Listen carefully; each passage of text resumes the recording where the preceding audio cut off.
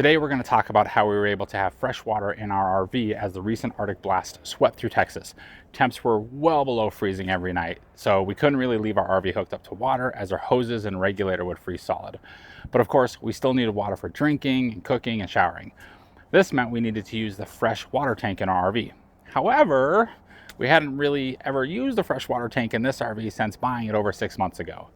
Would you drink out of a tank you can't see inside of and that you've never cleaned? We sure didn't want to. Now, this isn't the first time we've had to sanitize an RV tank. In fact, when we bought our last RV, the Airstream van, it was used. Dealing with a new tank is one thing, but dealing with a used tank, who knows what's growing inside there? And man, am I glad we sanitized it. The first time I pulled the drain plug after sanitizing it, we literally had green chunks of who knows what coming out of the drain. That being said, after properly sanitizing it, we used the fresh tank on that RV almost daily as we boondocked and traveled all across the country. No one ever got sick, the water tasted perfectly clean, and we always had fresh water when we needed it.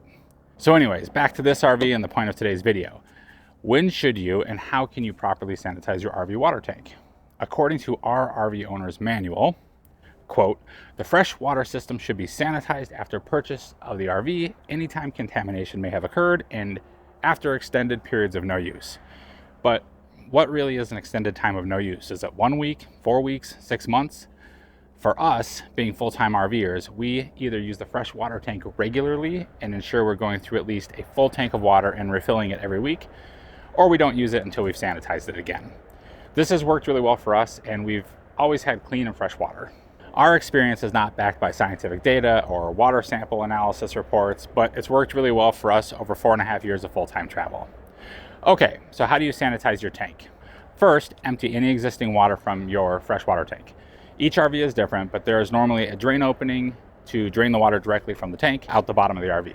Next, gather the following supplies. You're going to need standard household bleach, a measuring cup, a container to mix bleach and water in, and a short hose or funnel.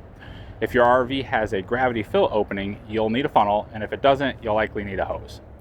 Once you have your supplies, start by making a gallon of sanitizing mix. To do so, mix 1 gallon of water with a 1/4 cup of bleach. This 1 gallon mixture will treat up to 15 gallons of water capacity. Our RV has a 75 gallon freshwater tank, so we'll need to make a total of 5 gallons of sanitizing mix.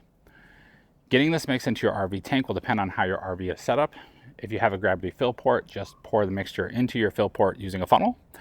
For our RV, we have to use the onboard water pump to get the mixture into the tank.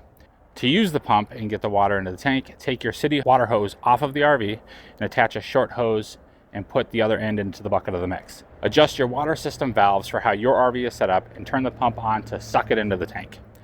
Next, repeat the process for each 1 gallon of mix you need for your tank size. Again, we need 5 gallons of mix for our specific tank. Once you've gotten all the mix in, hook your city water connection back up and fill the freshwater tank to full. A quick side note, if you're pulling your RV out of storage and haven't been using water in the RV, you'll also need to sanitize the plumbing, sinks, and faucets as well. To do this, you'll want to run the sanitizing solution through each hot and cold plumbing line and fixture until you smell the bleach mixture coming out. We skip this step since we always have either fresh tank water or city water running through our lines every day. Also, some owner's manuals will tell you you need to bypass the water heater during the sanitizing step. Our RV manual does not, so we leave that alone. Make sure to check your owner's manual for your specific RV. And now we wait. Our owner's manual says the sanitizer needs to stay in the tank for at least 3 hours. Now you can drain the sanitizing mix from the freshwater tank and refill the system. Personally, I don't like any remaining bleach smell, so I usually fill and dump the tank with fresh water at least once more before I refill the tank with the water I plan on using. Also, remember to flush the plumbing lines and fixtures as well to get any sanitizing solution out of the entire system if you needed to sanitize those as well. And you're done. You have a clean, fresh water tank and are ready for your next adventure. If you have any questions, let us know in the comments below. And if you found this video helpful, please give us a thumbs up. Otherwise, thanks for watching, and we'll see you out there.